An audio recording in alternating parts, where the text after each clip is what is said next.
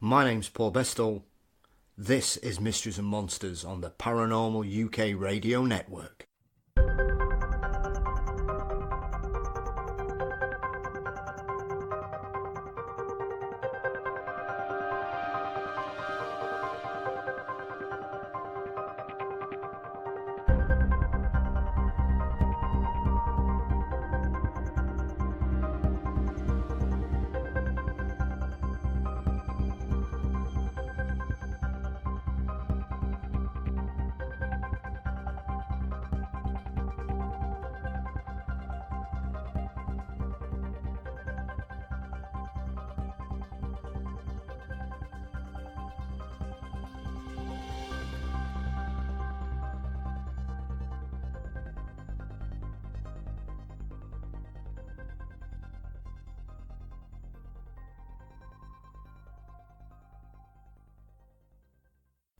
Welcome back to Mysteries and Monsters.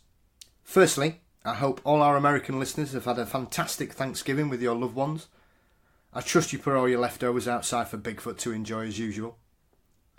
This week, we take a trip to Asia to discuss a couple of the most well-known cryptids we've yet to cover, the Orang Pendek and the Yeti.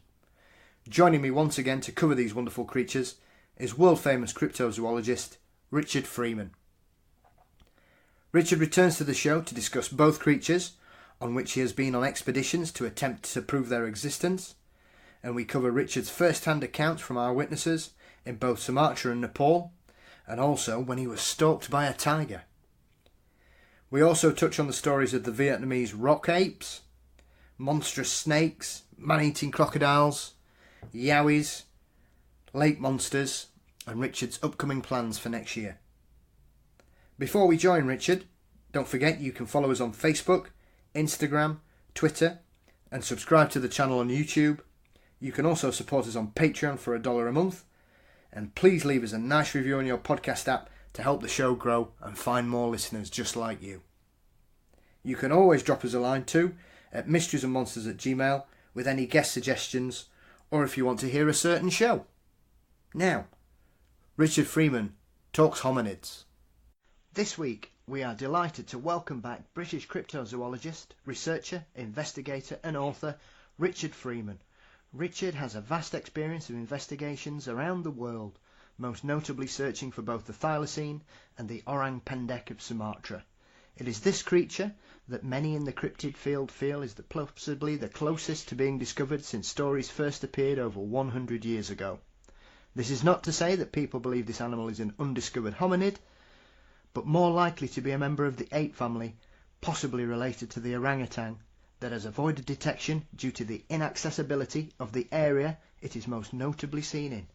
Richard, welcome back to the show. How are we?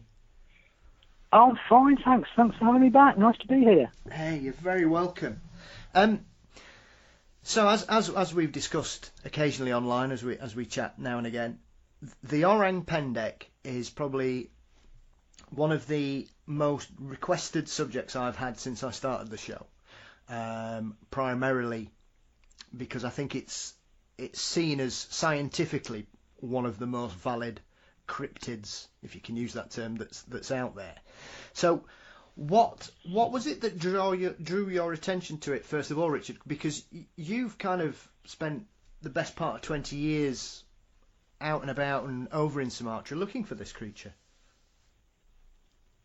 Well, initially it was another member of the CFZ, a guy called Dr. Chris Clark. He came up with this idea of going to Sumatra to look for the Orang Pendek way back in 2003. And myself and another guy called John Hare joined him. And we found that the evidence was so compelling that we've been going back ever since, every few years. I mean, along with the Tasmanian wolf, I think this is the cryptid most likely to exist, and it may only be a hair's breadth away from being discovered. Mm. I mean, it's intriguing. It's the one that I've come across. I've seen notable documentaries about it, most notably from the British Centre for Fortean Zoology, starring your good self. But I think the show that really caught my attention about the Orang Pendek, other than the articles I'd seen in the Fortean Times, was the episode of Monster Quest, when they went out there, I think they call it the real Hobbit, because it was a bit of a strange mishmash of ideas. But that featured most notably an interview with a lady called Debbie Martyr, which when I heard her speak, it absolutely blew me away, because she was under no illusion of what she'd seen. No. Debbie Martyr began as a travel journalist, and she's from Britain, and she was over in Sumatra, and she'd heard these stories of the Orang Pendek and just thought it was folklore. And she was talking to one guide, and she asked him what was living in the jungles of this certain part of Sumatra, and they said rhinos, elephants, tigers, the Orang Pendek, but I've seldom seen it, it's very rare. And she said, what do you mean the Orang Pendek? Isn't that just folklore? And they said, no, it really existed. And about a month after this conversation, she was in the jungle when she heard all the fireman gibbons calling, as if something had disturbed them. And the guide said he would go around and try and flush whatever it was out into a clearing by making some noise. And she hid in the bushes, and pardon me, the guy went to flush whatever the animal was out. And she was expecting to see something like a sun bear, and instead what walked into the clearings, she said, was a relatively short but powerfully built ape that was walking upright like a man, not on all fours, not knuckle walking, and not the awkward gait of an orangutan when it's on the floor, but something that was walking smoothly and naturally upright.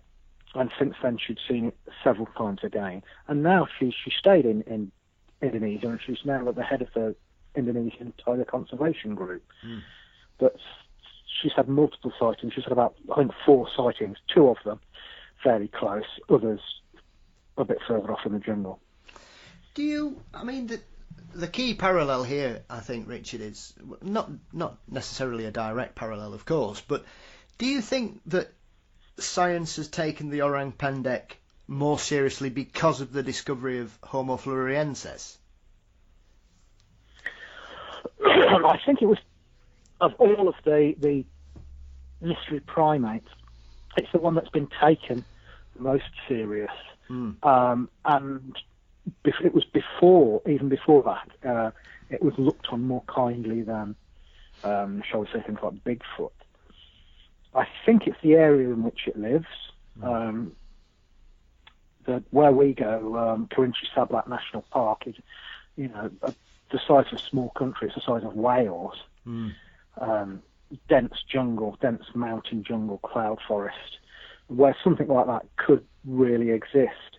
Now, Homo floresiensis, when it was initially found, it was thought only to be about 12,000 years old, but they've found now that it's about 50,000 years old.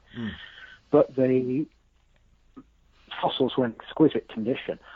And it was thought initially to be a dwarf island form of Homo erectus.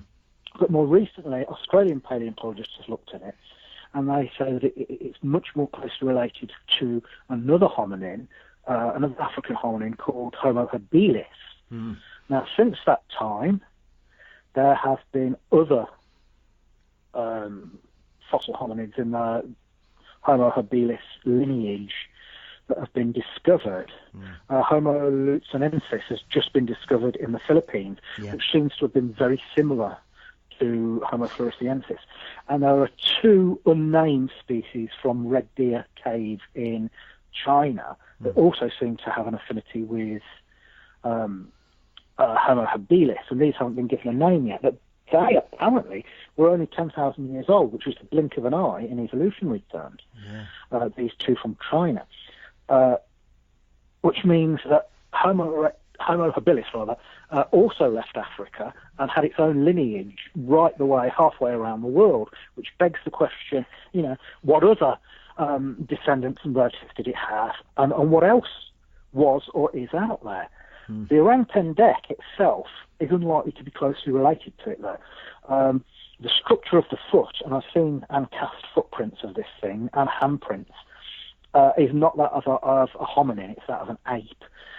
It has a broad heel, very human-like, 4 toes at the front, and then an offset semi-prehensile big toe. So its foot structure is not like that of an orangutan. And its handprints, which I've seen many of, and cast as well, they're not like an orangutan. The orangutan has a very short thumb, very long, thin fingers. They're arboreal. They spend almost all their time in the trees, and their hands and feet are very different from the Orang Pendek. The Orang Pendek's hand looks like that of a small gorilla more than anything else. And the description of it is very much a pongid rather than a hominin. We got hair from this creature, and it was examined by Lars Thomas from Copenhagen University. It was found, this hair, next to footprints and handprints. And he examined this hair, and he said it is something that's related to, but distinct from the Sumatran orangutan, and that he's forced to conclude that there's a large unknown primate in Sumatra. Now, only 3 years ago, the Tapanuli orangutan was discovered in Sumatra, a whole new species of orangutan that's different from both the Bornean orangutan and the Sumatran orangutan. And that was completely unknown until, a couple of years ago. And there's only about 700 of them left, and the Chinese are thinking of building a hydroelectric scheme straight through their habitat. Now, if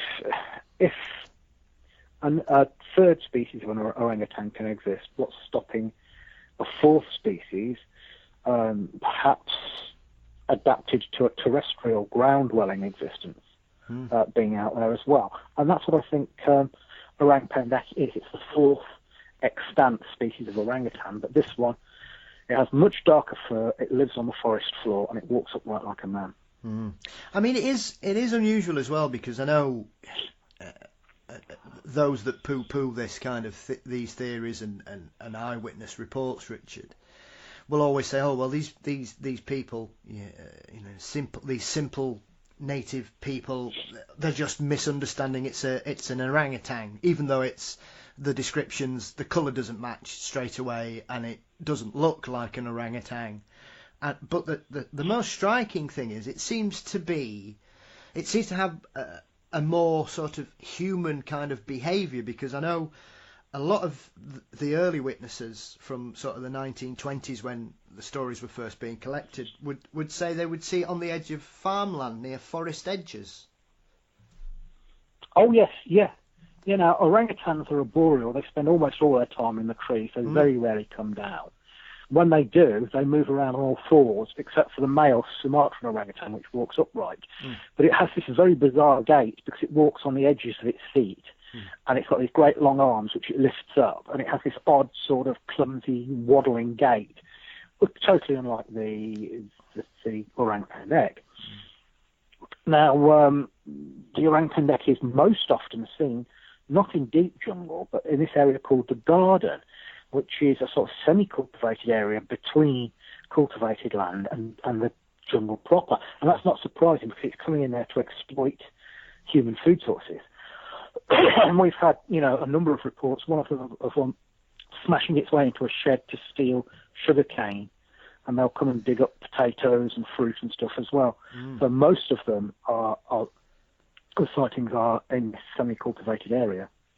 Yeah, and the other thing that struck me as well is that when we talk about other mystery hominids around the world, there are often eyewitnesses that see them carrying dead animals of some description.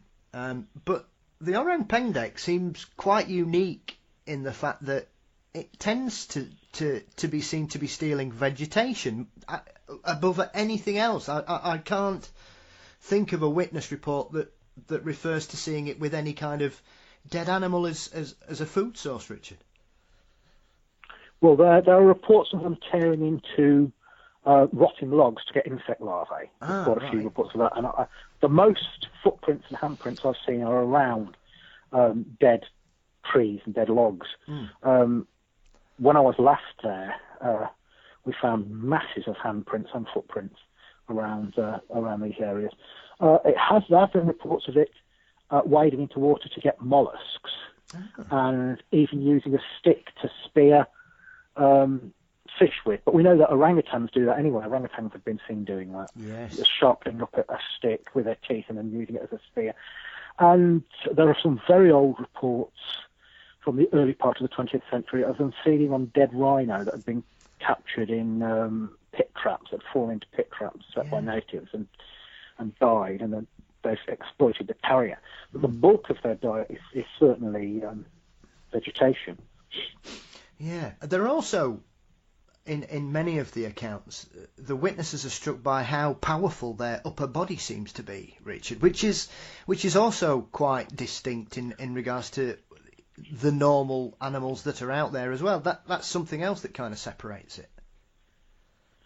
Yes, they're about the size of a large male chimpanzee, but upright, but the upper part of the body is very powerful. One witness we talked to, Mr. Pimper, who'd seen one walking through the rainforest, he said it reminded him of Mike Tyson. Its shoulders were so massive. And our guide, like Sahar Dimas, his father had seen one. And he said it was tossing logs around. It was a place where someone was making a log cabin, and this thing had gone to the log pile and was heaving these logs around as if they were nothing. So it's immensely strong, hugely strong. Absolutely. I mean, not aggressive. Usually, it will try and get away from people. There are stories of it hurling sticks and things. Usually, it tries to try and move away from people. Yeah. Yeah, I mean, it is. I've seen a couple of stories where people have said it's sort of ripped saplings out of the ground and thrown them as a kind of scare tactic, you would suggest.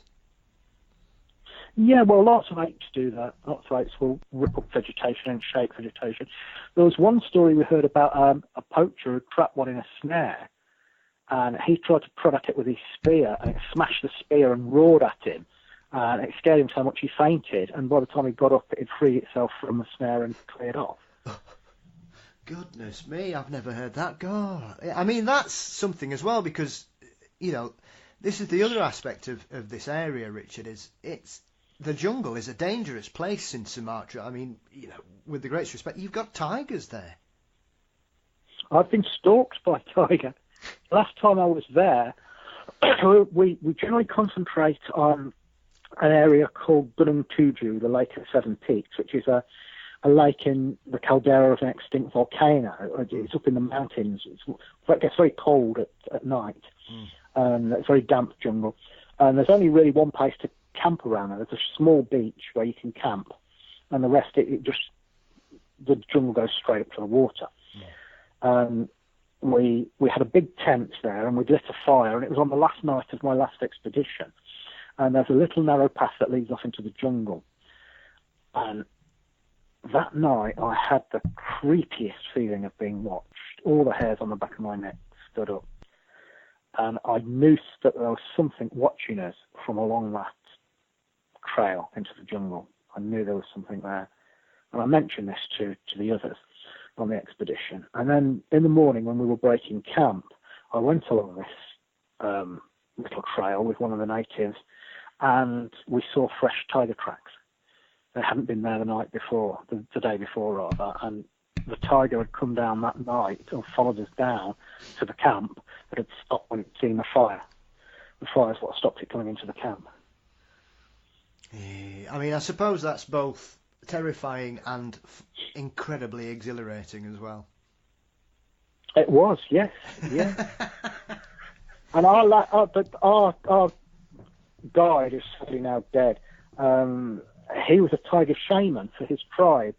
They have a sacred animal. Each tribe has a sacred animal, and his tribe, they call them naneks, and the nanek of this tribe was the tiger. And it was sacred to them, and he believed he could bring down the spirit of the tiger and go into a trance and bring the spirit of the tiger into him.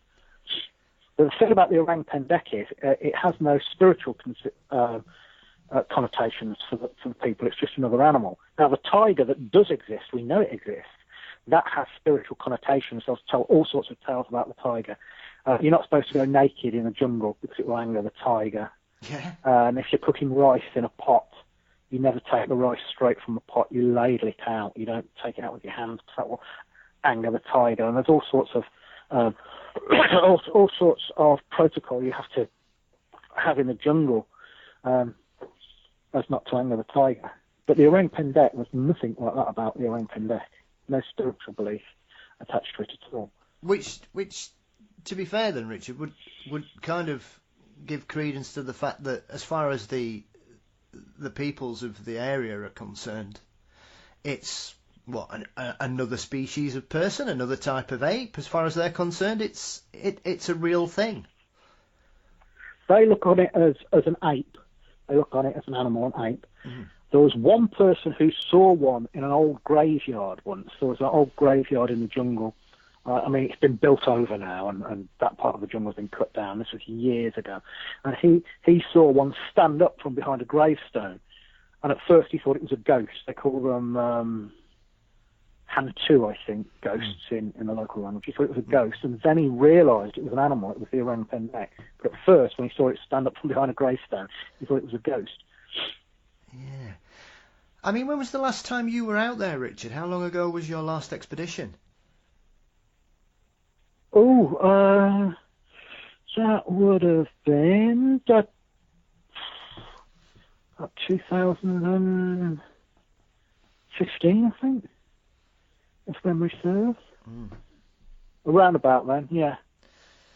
Yeah, I mean, I think one of the other both intriguing and frustrating aspects of the Orang Pendek is that we've had two outstanding wildlife photographers. Both have encounters where they've clearly seen the creature, and on both occasions both were just simply frozen and couldn't react.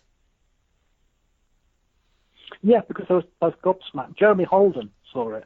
Yes. He was a first-rate wildlife photographer. Yeah, well, Jeremy did a lot of work with Debbie Marter, didn't he? He did, yes. Yeah, he did, yeah. Anyway, sorry, Richard, carry on. He saw it himself, and he thought... I mean, and my friend Dave Archer, on one of the expeditions, his first day in the jungle, he was out... And the team split up. There was myself and Chris Clark went, and some of the guides went one way. Adam Davis, who's a mate of mine, and Dave Archer and Sahar, the other guide, went another way. And once again, they heard the Siamang gibbons, the calling as if there was something upsetting them. Mm. And Dave, Adam didn't see it, but Dave, who was further ahead, saw it. He saw the Orang Pendek clinging to a tree, and he described it as being the size of a big chimpanzee, very broad-shouldered, blonde, shaggy hair. It was black hair. It was very similar to a mountain gorilla, which makes sense when you think about the climate, because they're both living in cloud forest. Mm. And he said it had a very strikingly human-looking face, with a swept-back hair and a high forehead. Mm. And he said he saw it climb down from the tree and walk away on two legs. Now, our guide, Sahar, had been in the jungle, living in the jungle for 14 years, and he'd seen tigers, elephants, all sorts of things. That was the first time he'd ever seen the Orang Pendek. And he actually wept because he had never seen this animal before.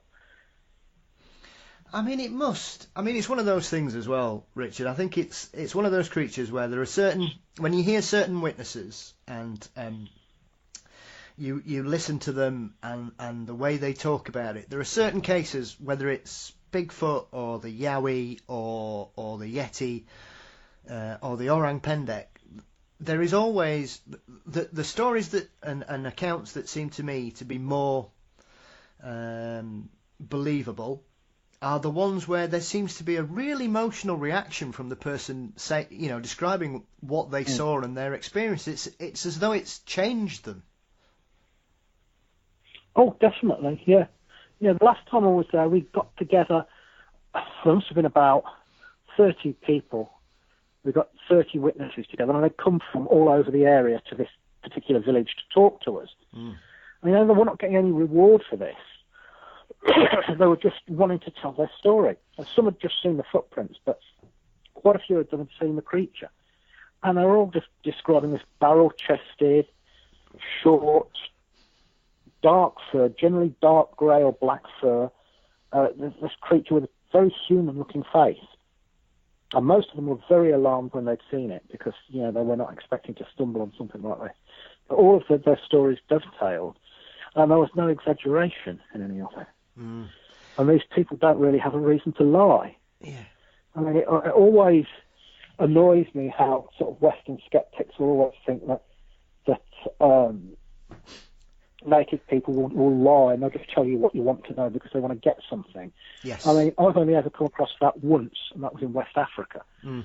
In all my travels, I've only ever come across it once. And most of the people have nothing to gain by lying, and they don't attach any spiritual significance to the creature.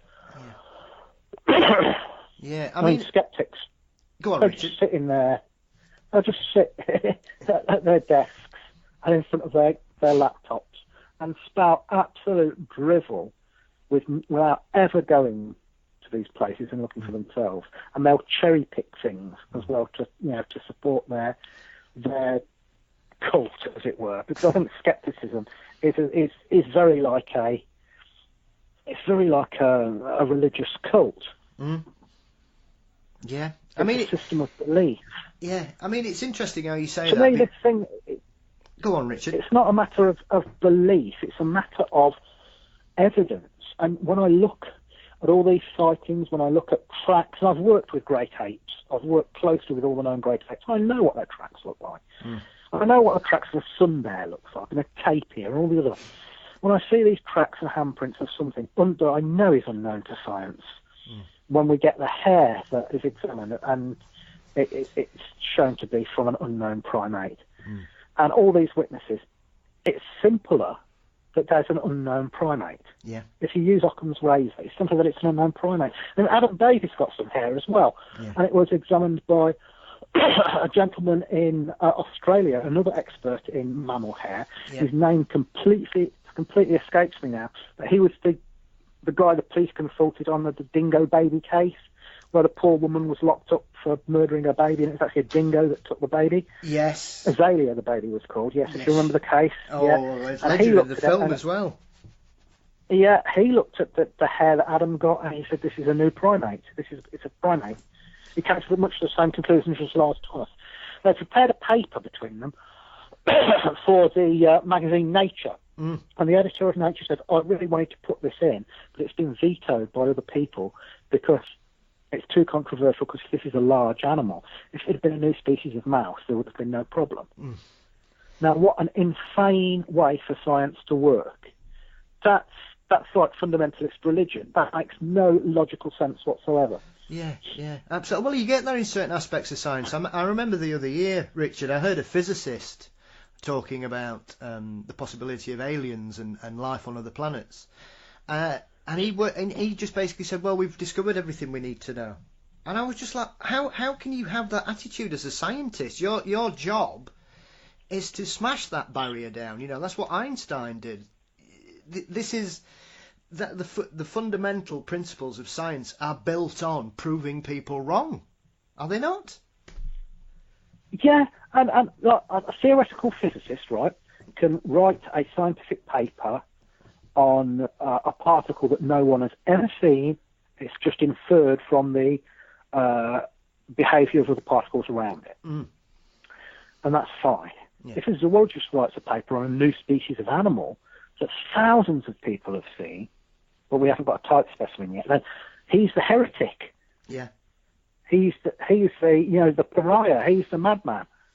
Yeah, that's not the way science should work. No, burn the witch. And the example I always use is a French biologist called Pierre Denis de Montfort, who was active mainly during the late part of the 18th century, and he was an expert in mollusks, and he was attached to the Natural History Museum in Paris and the Botanical Gardens in Paris.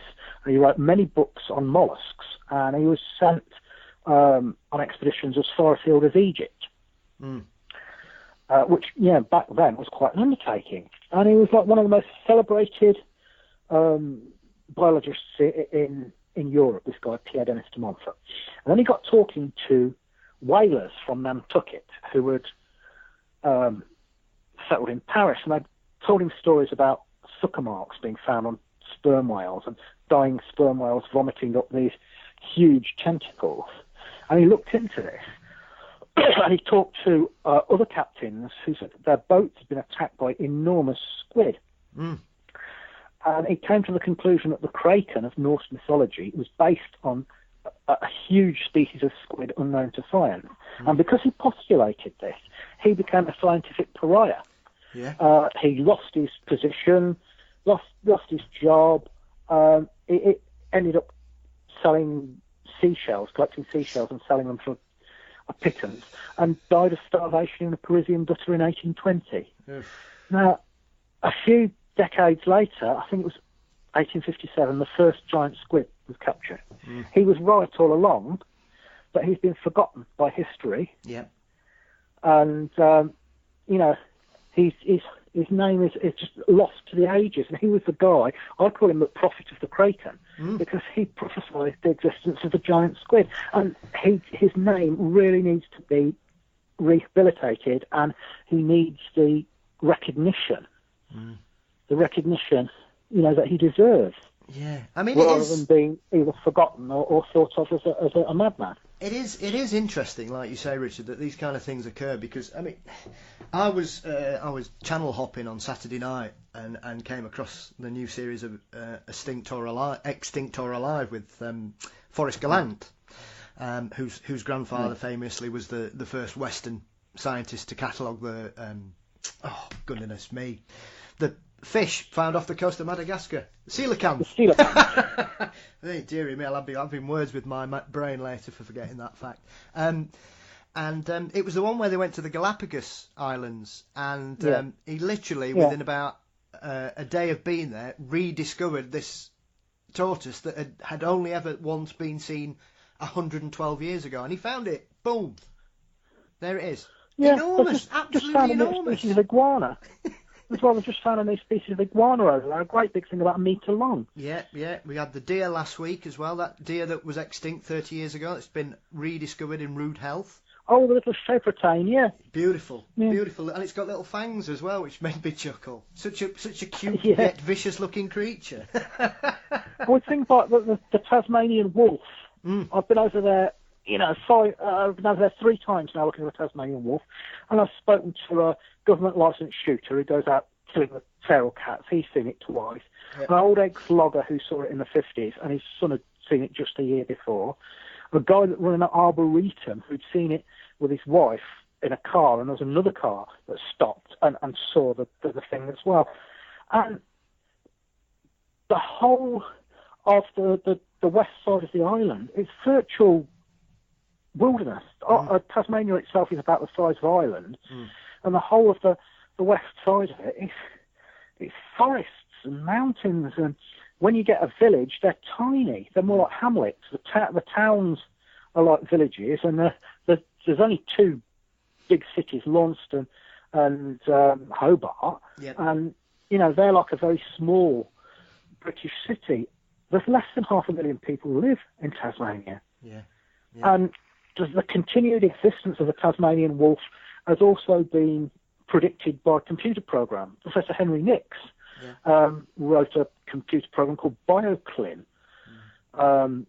I think it's attached to Melbourne University, if memory serves. And it was a research tool wherein you program in everything that is known about a target species, and everything that is known about a geographical area, and it will match up to see where in this geographical area your target species is most likely to be found. And then he did that with a psilocybin, and he found that something like 97 reports of the Tasmanian wolf in the modern day in Tasmania matched up with where the BioClim program was predicting it should live if it was still alive. Yeah. Now, the computer program doesn't care about anything. No. The computer program doesn't lie. It just does what it's supposed to do. But does it give the right result, Richard? That's the question. Clearly not. For some. Yeah, I mean that's a whole new. I mean, I've been very lucky to speak to several notable Australian cryptozoologists so far, and it's been a pleasure learning a lot more about the country.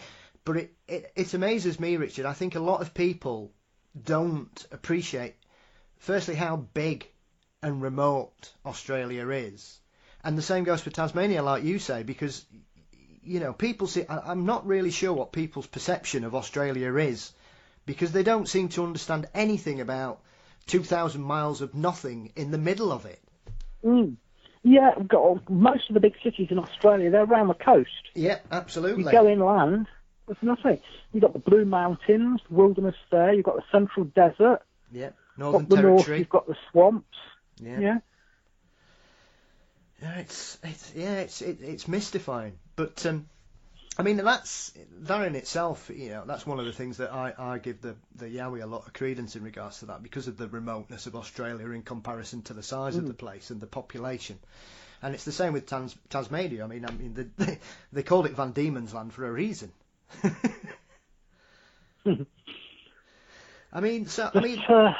Oh, go on, Richard. After you, sir. Up in New Guinea as well, there are reports of this thing. They call it the Dobsonga. Mm. The hill tribes, they say it looks like a dog with stripes down its back and a stiff tail, and it's got these great jaws that open wide, and it comes down and kills their livestock. They won't hunt it because they think it's taboo to hunt them. Yeah. And that's a perfect description of the Tasmanian wolf. Yeah. And we know from the fossil record that it lived in New Guinea. Yeah. Yeah, it is. I mean, it's very interesting. I think that whole area of Eastern Asia is ripe for exploration, especially in the modern era, Richard, because I think it's kind of just been, I think people kind of left it sort of post Second World War, God forbid some of the atrocities that were carried out across the Pacific on, in the name of the movement of the Japanese nation, and terrifying that it seemed to touch every island across that whole continent, sadly.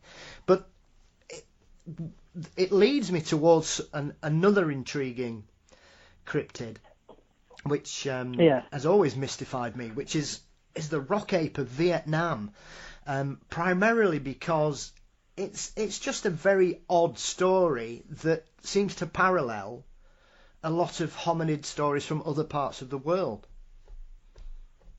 Yes, it does.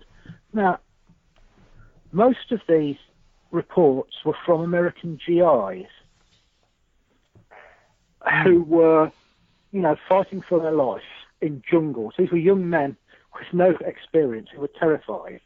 They've got better things to do, like clinging on to life, than making up daft stories. Yeah.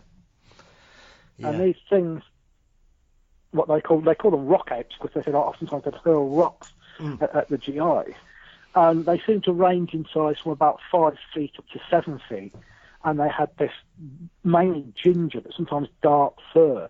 And the witnesses said that,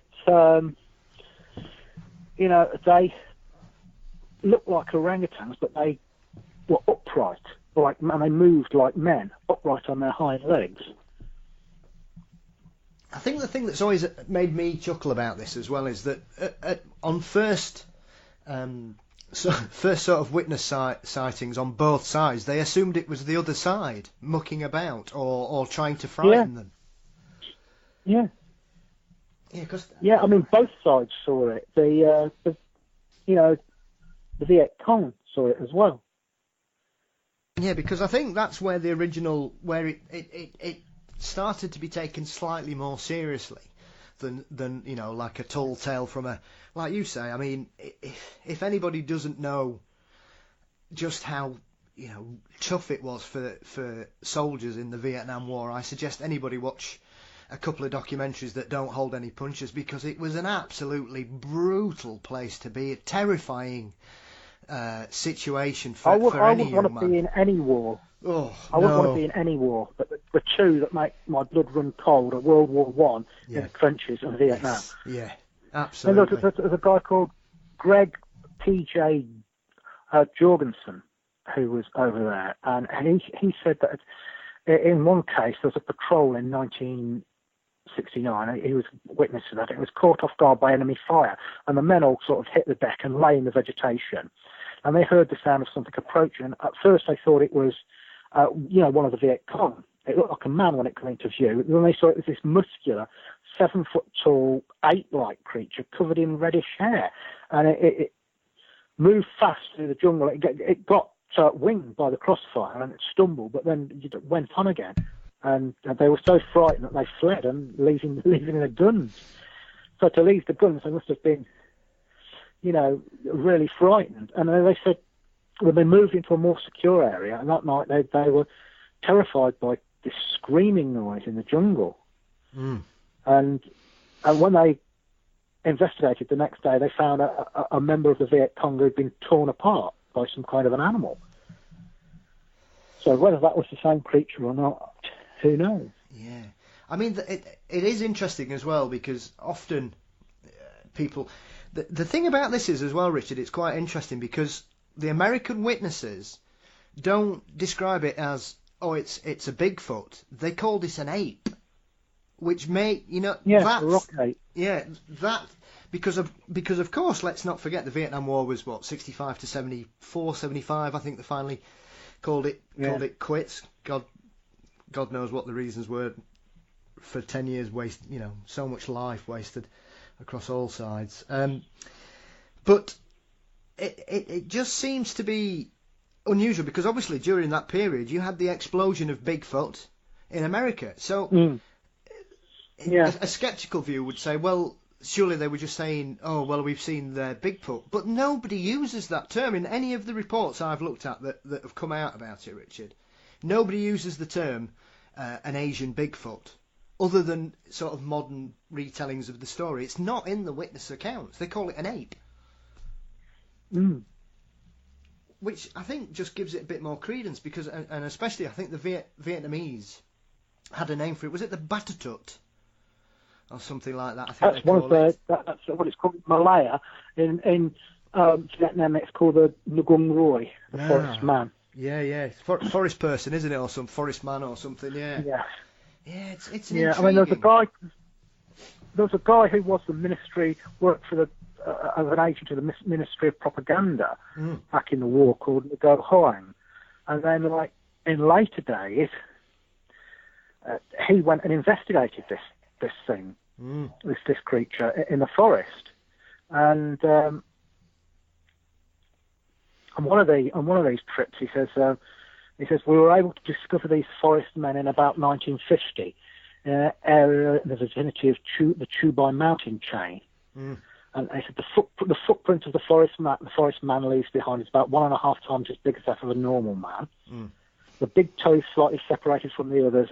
In the middle of the sole of the foot, there are many folds, which is a similar thing you do get with Bigfoot, the mid-tarsal break. And it says, after that, some of my comrades of a pioneer unit saw a big man covered entirely in grey hair. They thought it was an orangutan and wanted to kill him, but fortunately they had strict orders not to shoot.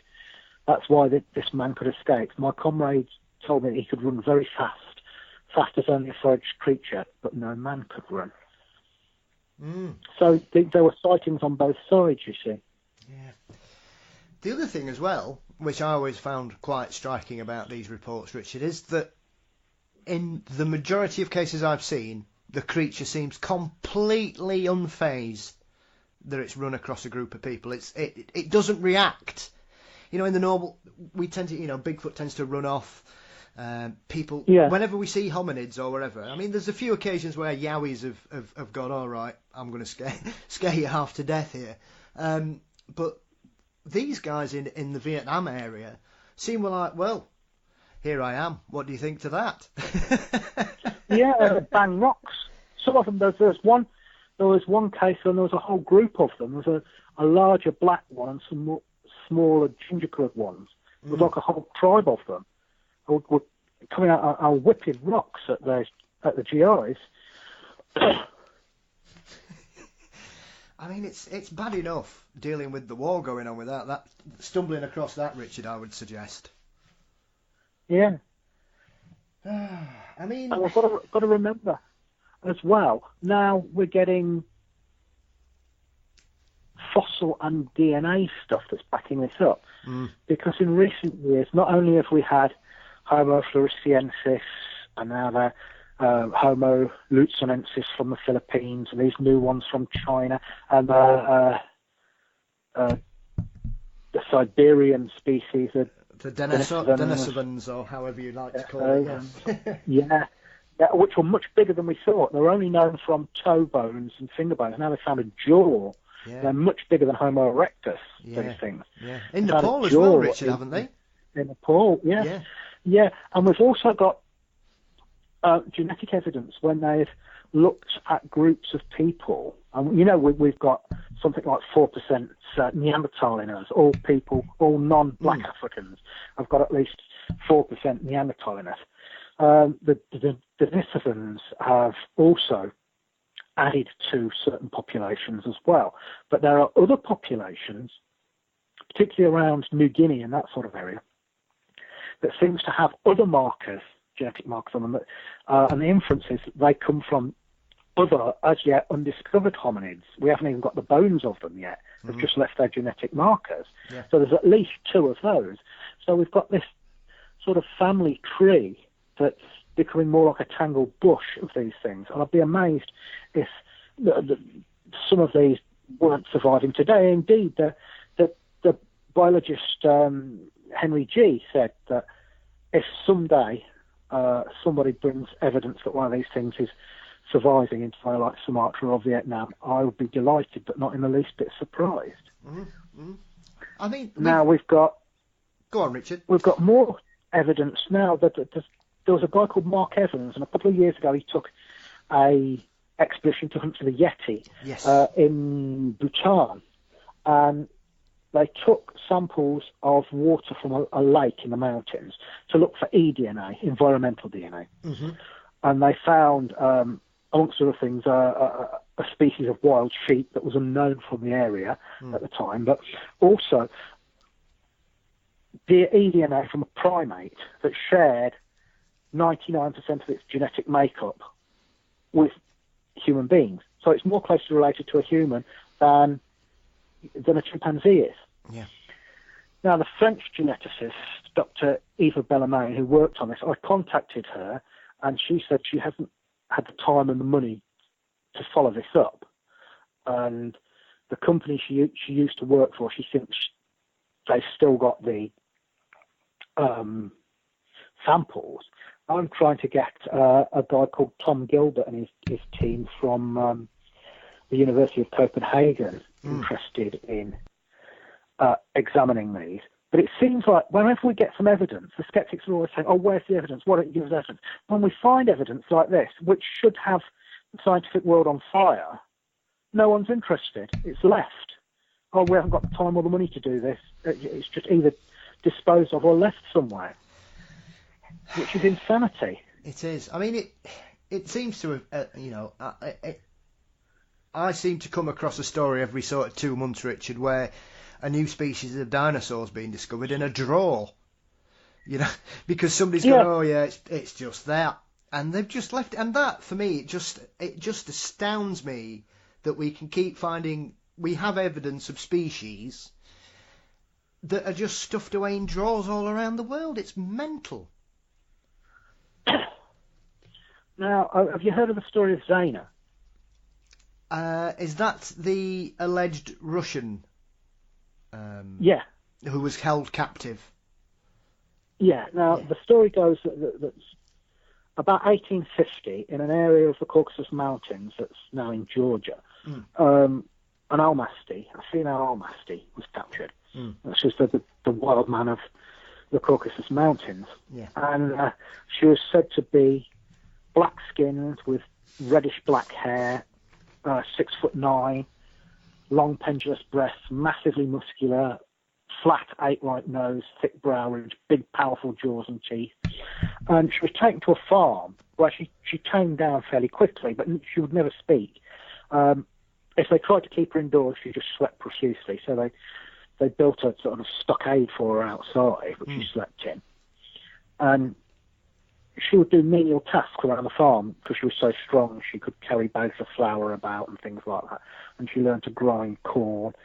And weirdly, they say that in her spare time, she enjoyed banging rocks together. So whether that was flint knapping or something, God knows. But she was very fond of liquor, and if she got hold of booze, she'd just drink and drink and drink till she was unconscious. And in that state, several of the local men raped her. And she had a number of hybrid children. And the early ones she tried to wash in the river, and the shock killed them. So the later ones were taken off her and raised in the village. And apparently they looked pretty much like modern humans, but they were bigger, stronger, and swarthier. And the youngest son, Quit, only died in 1953. Yeah. So a guy called Igor Burtsev managed to get hold of Quit's skull by going and digging it up the grave and getting hold of it. And it was in the Darwin Museum in Moscow. Sorry, I've got that the wrong way around. It was somebody else that dug it up initially. Yes. Someone dug up Quit's skull, and it was in the Darwin Museum in Moscow, and it was brought by Igor Burtsev eventually. He didn't find it initially. He brought it from the Darwin Museum. And it's within the parameters of a modern human being. It's got a slight brow ridge, and the jaws are very powerfully built. But it's within the parameters of a modern human being.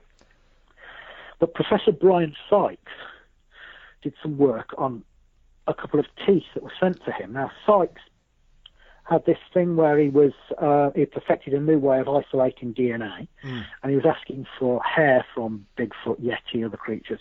He got a lot of hair, and it all turned out to be modern human or horse or bear or wolf or known species. But the teeth he got mitochondrial DNA from these teeth, and he said that it was definitely sub-Saharan African. Yeah. And he examined it some more, and you can read about this in his book, The Nature of the Beast. And I've written to him, and he's written back and told me about it. He reckons, and he's still working on the samples now, that the sub-Saharan African DNA was subhuman as well. It was pre-Homo sapiens. So this is some unknown species of hominid that had left Africa and was living in the Caucasus Mountains, and he reckons they're still there, whatever they are. Yeah.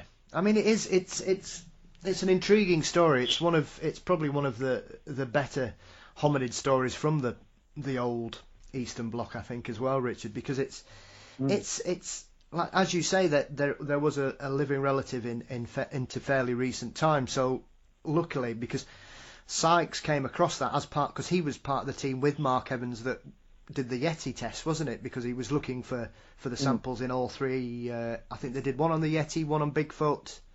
And did they do one on the Almasty, sort of this is Zana as well, didn't they? Yeah. Yeah, well, his book is about the upshot of that. And Mark Evans did that second expedition to Bhutan, and he was still very sceptical until they got this eDNA. But it never gets any further. It seems to never get any further. Well, it's one of those things, because if you just even if we've just spoken about, we've touched on the two species that have been uncovered out in the Pacific, Florienses, and apologies for my pronunciation, Richard, you're probably much better than this than me, and Denisovians. But 25 years ago, the general train of scientific thought was Neanderthals died out because they weren't very clever. Now we know they crossbred. Yeah, and they were incredibly successful and clever. And essentially everything came together, didn't it? I mean, there were just lots of horny cave people running about, I think, going on this. Because I think it's survival of the fittest, isn't it, Richard? You do what you do in obviously in some of the climatic extinction events that these species would have had to have gone through as well. It's intriguing. I mean, obviously, I think we've obviously mentioned it a couple of times, and I think it's only fair because I've never really touched on one of the daddies of cryptozoology, really, which is of course the Yeti. The Yeti. I mean, it's the greatest of all the mystery. It's a wonderful. Primates. Yeah, I still remember the very first time I saw Eric Shipton's photo, and I must have been 8 or 9. And it just blew me away. It was just that whole series of tracks that they captured is just, what is it? It'll be nearly 70. Oh, it was 1951, I think it was, Richard. Yeah. The world just went Yeti mad, didn't it? Yeah. I think probably they were the prints of something like a bear that had melted and refrozen. I don't think they were genuine Yeti tracks. I think they were mistaken in that case. But that doesn't mean that the Yeti doesn't exist. Mm. And there are reports of it going back centuries, and it's in the art of the local people. And the name Mito Kangme is Sino-Tibetan for abominable man of the rocks. And it was mistranslated as abominable man of the snows in a telegraph message.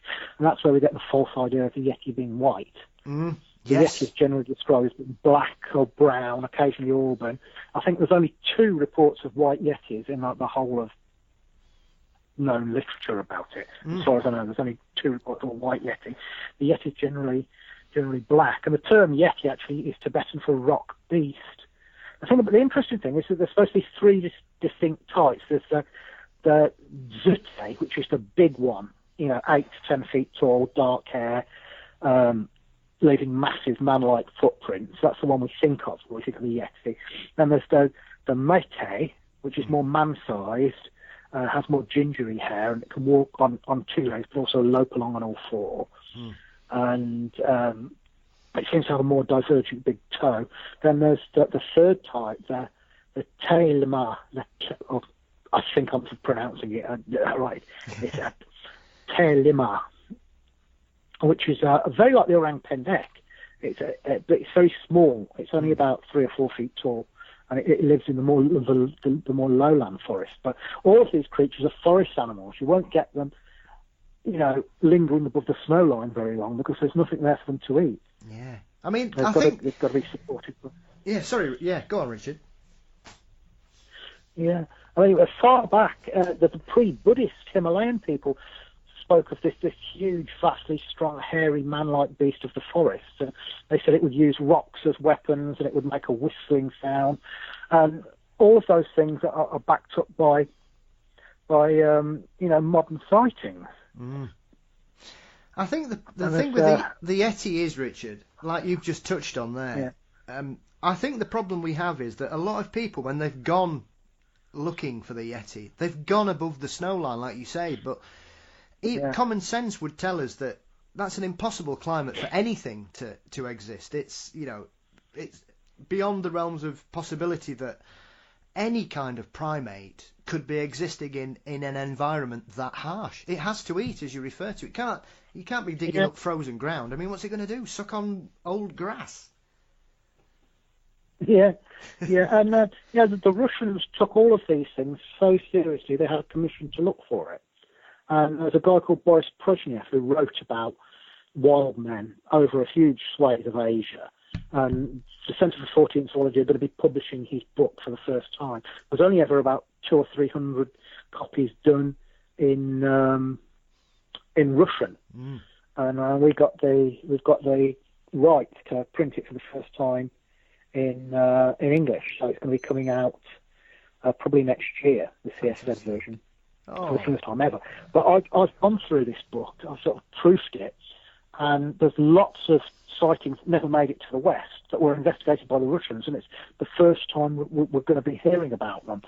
And there's a great one, a sighting of a huge Yeti from the village of Tarka in Nepal in 1958. And one of the farmers was going to his mill in the morning, and he saw that the door had been opened. And he peered inside, and he said he saw this huge humanoid creature covered with long, thick hair, and he said it was about 3 meters tall, like 10 feet, arms down to the knees, this bold, wrinkled, monkey-like face, and this high conical head, which you hear time and time again, which is a reference to the surgical crest, like you get on a gorilla. Yeah. If you look in gorillas in zoos, they have this high head. And it's to anchor the muscles for powerful jaw muscles. And he said it was eating the flour. It was eating the flour. They'd broken it, it was scoffing the flour, and he went back and got some men from the village, and they were climbing back, and they saw it running off up to the mountain peak. And that sighting has never been, it's one of the ones that has never been in any Western literature, because it was in this Russian book that's completely untranslated. Yeah, absolutely. I think as cryptids go as well, Richard, I mean, you've mentioned it there. I think if you asked your average person who likes monsters to describe the Yeti, they would describe a extremely large, all-white primate. And I find that, like you say, it's incredible to me, because when you look at all the witness reports from the area, nobody, like you say, the majority of them, it's dark brown, black. Mm. And yet people Sometimes all over the world think it's an all-white creature. Yeah. So another one of the sightings from this book that's never been spoken about in the West was about a hunter from Chikang village in the east of the Himalayas in 1968, and he was staying in a cave overnight and made this fire, and he saw two of these things like hurling rocks at him from beyond the fire, and bigger than humans, covered in hair, and they stayed there until dawn and then finally moved away. Yeah.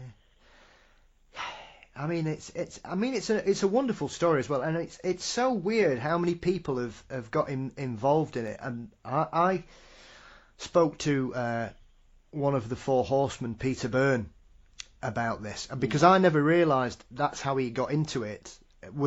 He was running a tea plantation in northern India, and heard the stories, and that's what got him into cryptozoology, was the fact that the workers were talking about the Yeti. And that's where it came from for him. But once again, that was the same. It was a forest-dwelling creature that was often seen scavenging or breaking into huts, robbing supplies and things, Richard. But it was always described as very dark and very large and very quick. Yeah, well, the Texas oil millionaire Tom Slick financed a lot of his expeditions, and he himself was told a story of an incident on the road to the Barun Valley in Nepal. And it was by a boy and a girl, and Tom Slick interviewed them separately, and they said they were grazing their herd of yaks at 14,700 feet in the afternoon, when a large upright animal came out of the bushes and approached them to a distance of about 100 feet, and they said that it was about 10 feet tall, and according to both of them, it was covered with black and brown fur. The head was high and conical, and Slick showed them pictures of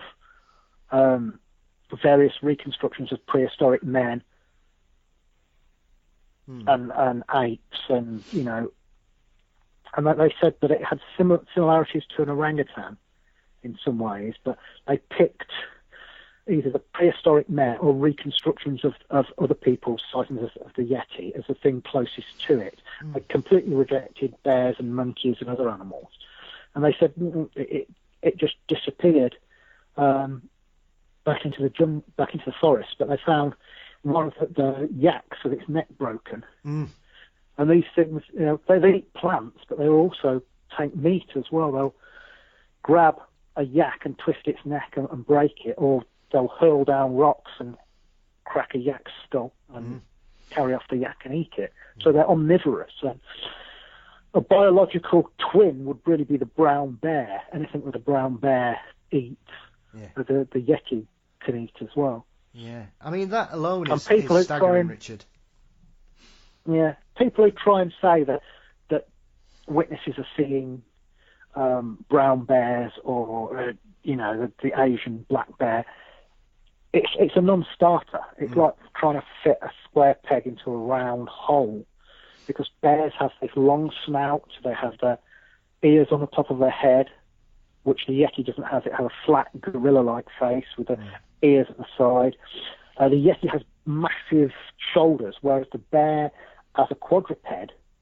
The scapula, the shoulder blades, lie flush against the side of the animal. They're not sticking out like a humans are, or bipedal creatures are. And bears can't manipulate things. They don't have opposable thumbs. The Yeti can swing a club, it can hurl rocks. Bears can't do that. And when a bear stands on its hind legs, it's a threat posture. And it doesn't stand like that for very long. And there are occasions where there are films of bears running on their hind legs. They run along, but they have these weird little mincing steps, and they look rather silly and clumsy. Not at all like the gait of the Yeti. And this is all just like conveniently ignored skeptics.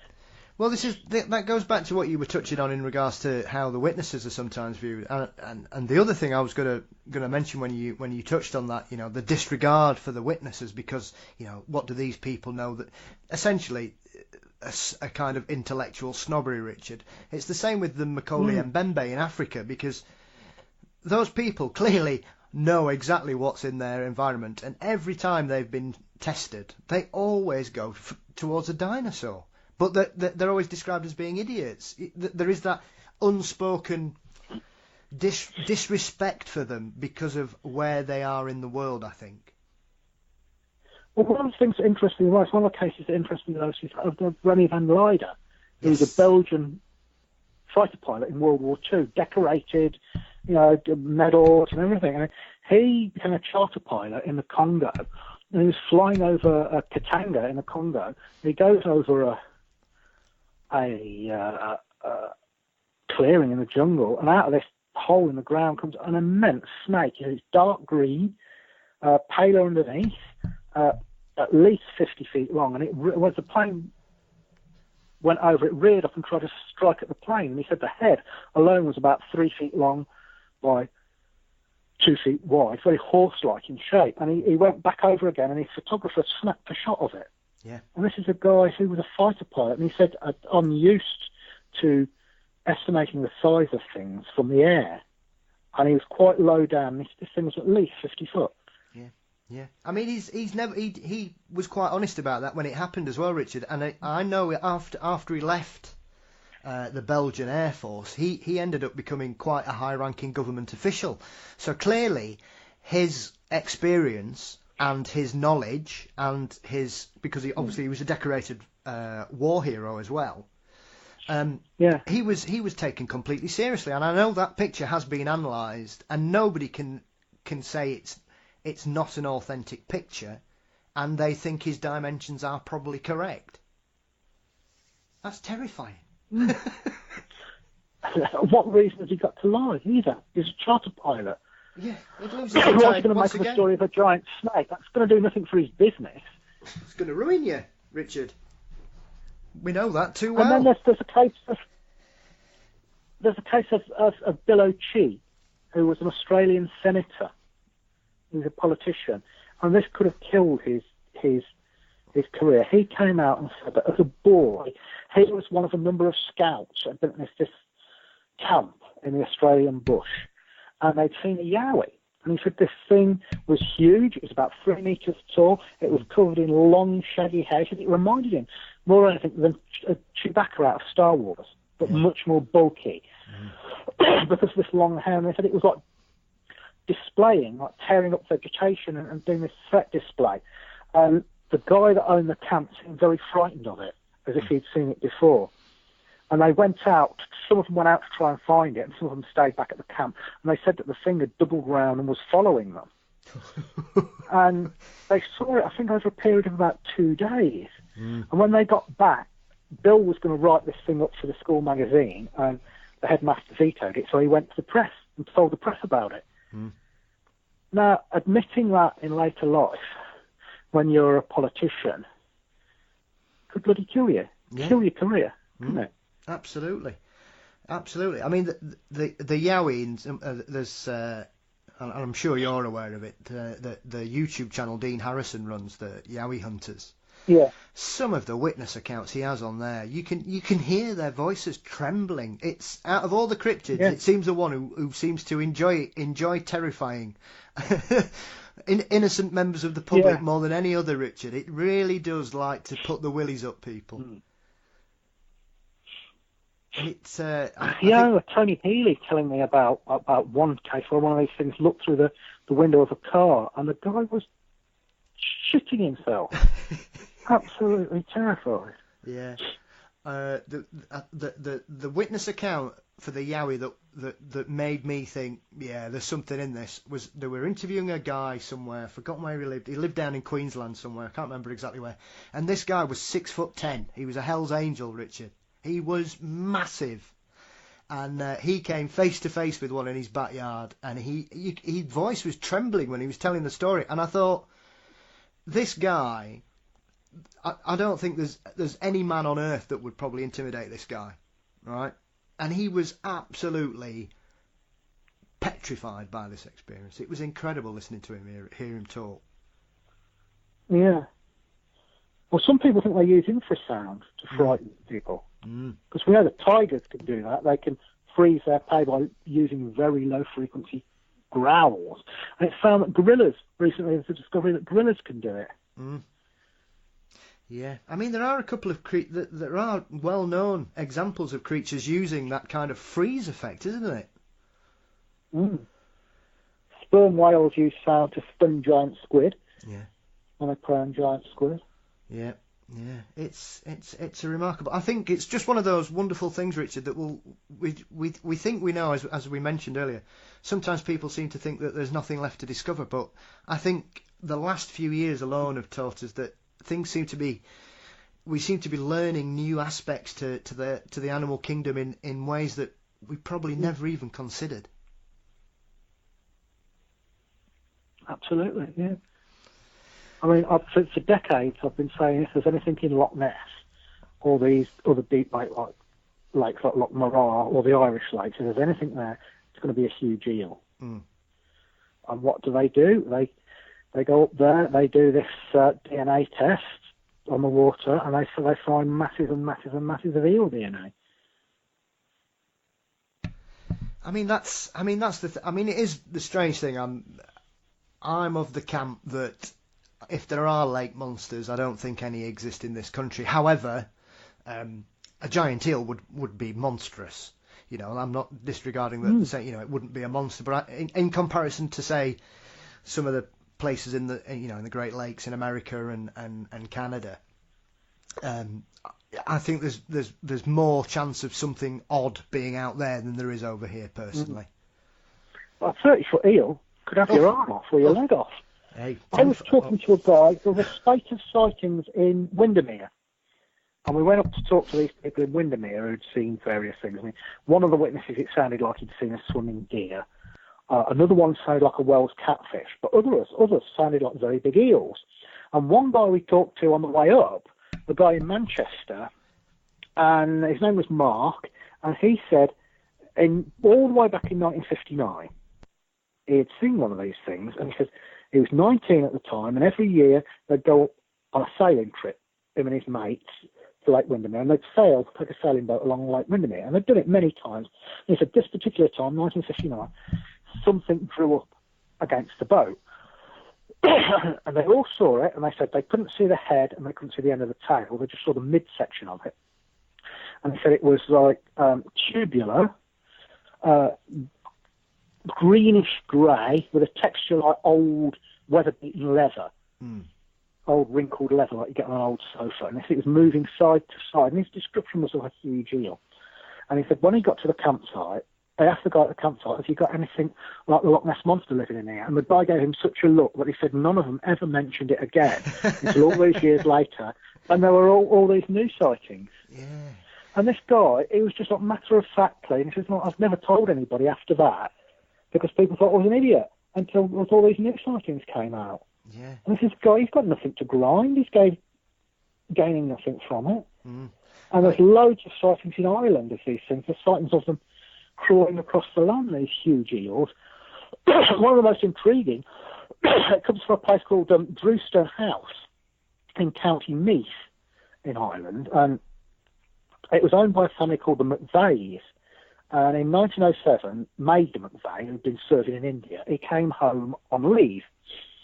And there had been some feral dogs that had been killing sheep, so the shepherd had laid some poison down and killed these two dogs. And Major McVeigh left the carcasses by the side of this lake on the Drewston estate. And the locals would never go near these lakes because they thought there were monsters in them. Pardon me.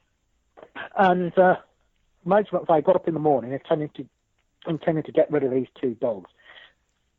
Went down there, found that the dogs had gone, but there were two massive dead eels on the side of this lake. Had obviously eaten the carcasses and got killed by the poison. And they hauled them out.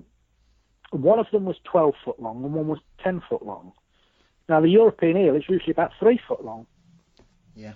And they photograph these things on in front of Drewston House and the steps, and they have got these pillars and steps.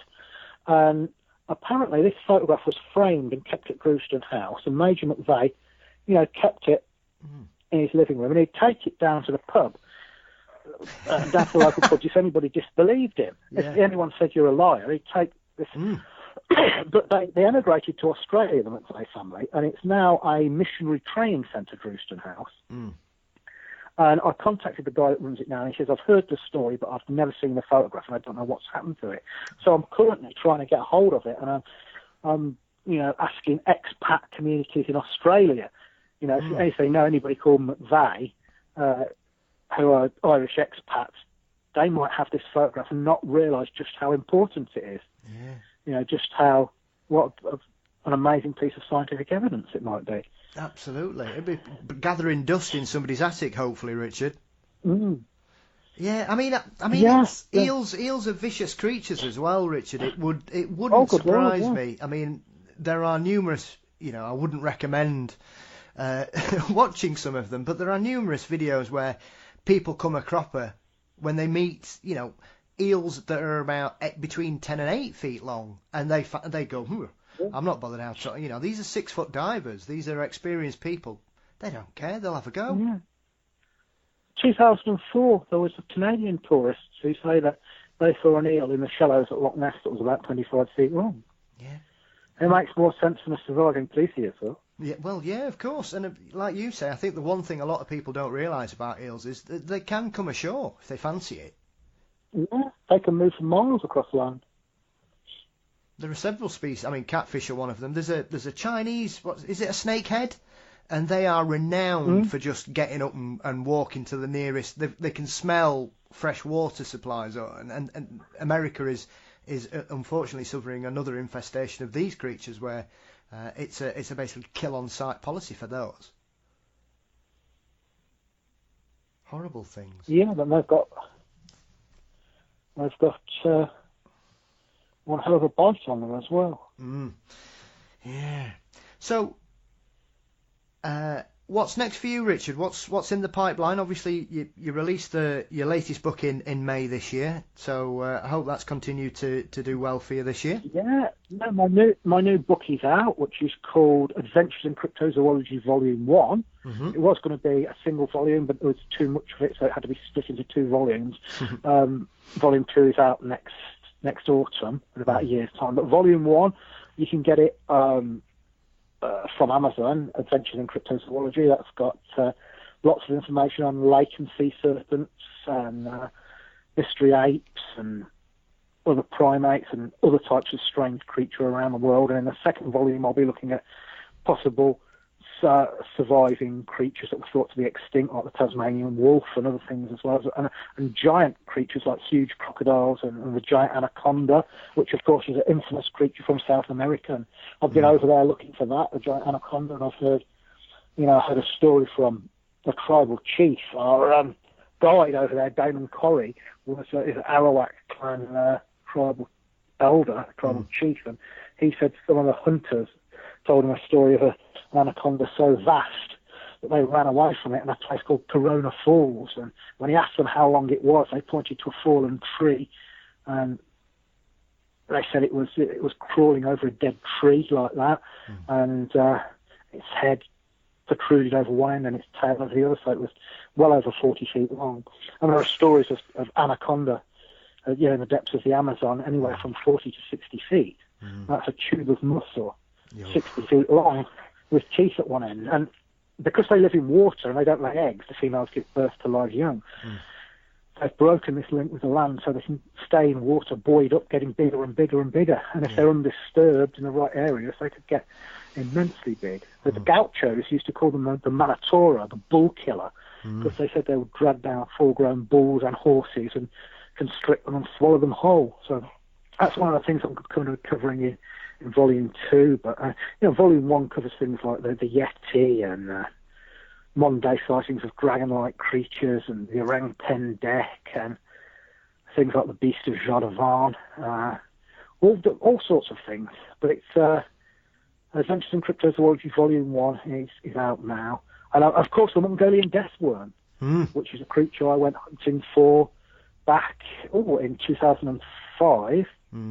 I went for 1,000 miles through the deserts of the Gobi on a trail of the Mongolian death worm, talked to about 24 witnesses of the nomads who fear the creature so much that if they see it, they'll pack up all their animals and their gears, the circular tents they have, and just move out of the area. It can throw a whole area into a panic. And they describe this thing like a salami or a draft excluder, sort of a scaly, brick red, tubular creature. It's probably a reptile, probably a burrowing reptile like a worm lizard, rather than a true worm, but they are petrified of it. And I'm hopefully back over there next year for another crack at the old death worm. Back to the Gobi to see if I can find one and maybe capture one, because the death worm, the size that it is, it's the sort of thing that you could possibly capture and bring back to Ulaanbaatar, the capital. It's not like trying to catch a 10-foot Yeti or a 60-foot anaconda. You could get hold of the death worm and bring it back. Also, I've got some sponsorship next year. I've got a lady who wants to sponsor an expedition next year, so I'm going to be talking to her. So it will depend on, how much she wants to give me as to where we want to go. But the number of places I'm thinking of. There's a place called Lake Chany in Siberia, where some creature in the lake has supposedly killed 14 people. Over the last decade or so, it's been ramming boats, overturning boats and grabbing people. Maybe a gigantic eel. And there are other lakes in Siberia with similar stories. Lake Vorota and Lake Lavanika have these similar stories of this thing that will flip over rafts and boats and grab people. But the people at Lake Chany have asked for an official government investigation. And the government line is people are just getting drunk and drowning. But there are witnesses who've seen this thing ram boats and grab people, and bits of them wash up having been masticated by whatever it was. Delightful. Which is it sounds like a horror movie. It's Lake Placid. for a horror movie, but it's happening in this lake in Siberia, and no one's going to investigate. I don't know. There are several cases of giant crocodiles around the world. There's one in New Guinea along the Sepik River, which is held sacred by the tribe in the area. That's supposed to be at least 30 feet long, and at that size, he's going to be weighing 3 or 4 tons. This is an animal with a bite, 3 times more powerful than a great white. There's another one in eastern India, in Orissa in eastern India, and then there's another one in the Philippines called Potol, that lives in the Busan Marsh, that's supposed to be 30 feet long, and a known man-eater. And I'd love to go and try and get those things on film, but it's all down to the green folding stuff at the end of the day. Yeah, absolutely. I've tried so hard to get television interested in these sort of things, and you'd think they'd be all over it. Now think about it. If you just take those crocodiles, if you did a series, and of course there's Gustav in Lake Tanganyika in Africa, he's at least 23 feet, a Nile crocodile that's supposed to have eaten 300 people. How about a series where you go around the world trying to film the biggest crocodile in the world, all these semi-legendary giant crocs that, are either held in utter terror, that people are terrified of them, or they sort of venerate them as divine creatures. What an exciting series that would make. Absolutely. No one's interested, nobody wants to know. Yeah, I mean, I remember seeing the Lake Chany thing. Yeah. The Lake Chany thing. It runs like the script to a goddamn horror film. Go over there, interview the witnesses, the people that have seen people getting devoured, their relatives, and you go out, use underwater cameras, bait, go out on a boat, Yeah. Well, I mean, there are certain channels it'd be better to do something like that, Richard, than a 2-hour fake documentary on mermaids, shall we say? Yeah. Yeah, or a 2-hour fake documentary on surviving Carcharodon megalodons. Yeah, I mean, it's as you were referring to there in regards to, I remember seeing the documentary about when they caught Lolong, and the thing that struck me about that was right at the end when they were interviewing the local people. I mean, the way they live, it's just incredible, because they live on these water houses where basically your front door is the river. Yeah. It's mind blowing to know that there are these because he was just having a nice little swim up and down here and picking people off. And when they caught him, they said, "Oh yeah, you've got that one, but the bigger one's still here." And I thought, what? Yeah, pothole is the bigger one. Yeah. Lolong was just over 20 feet. Yes. Pothole is 30 feet.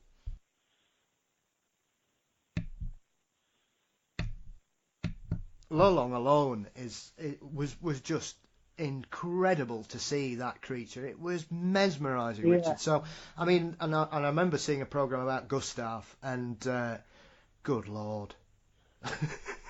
That's not a situation I would ever want to be in, is to come face to face with him. I mean, one of the park wardens saw him attack and kill a full-grown hippo.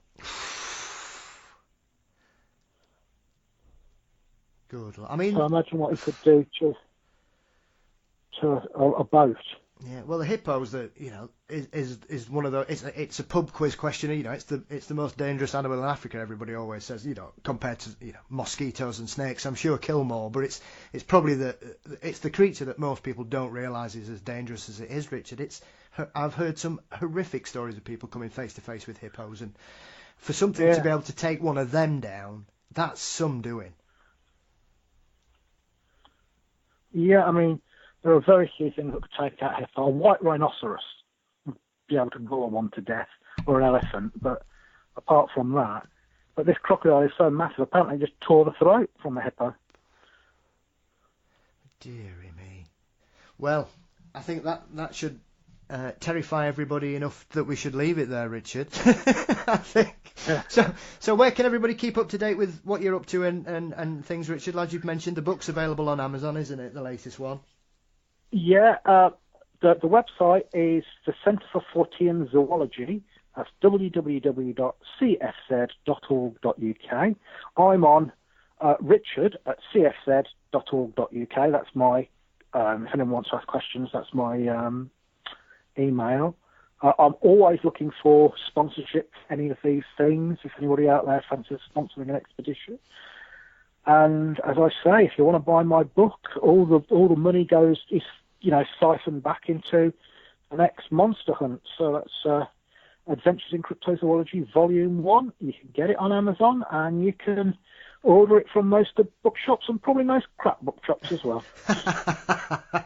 Brilliant. Well, listen, Richard, it's been an absolute pleasure as always. Thank you for coming back, and keep us updated, and let us know about the expeditions, and fingers crossed you get gone somewhere, and wherever you go, I will be delighted to have you back on to tell us all about it.